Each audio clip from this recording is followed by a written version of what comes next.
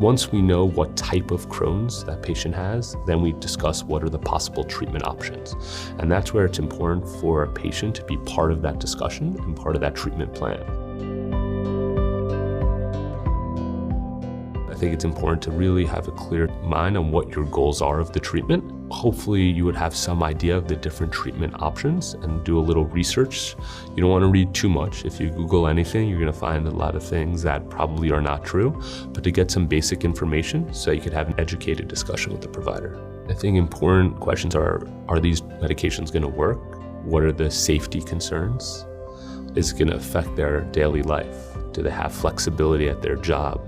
If they want to have a family or planning on having a baby in the next few years, are these medications going to affect that? Any type of precautions? What I find helpful when a patient comes in is if they have a good sense on how their symptoms have been and also what their number one concern is.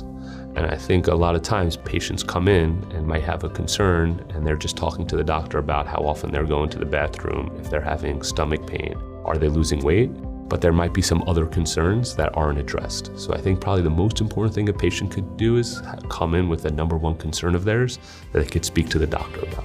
With proper treatment for Crohn's, appropriate follow-up, the vast majority of people do very well, live a great quality of life, travel, have a family, and there's no reason why that can't happen for any of our patients, as long as they're following up regularly and discussing their care with their physicians.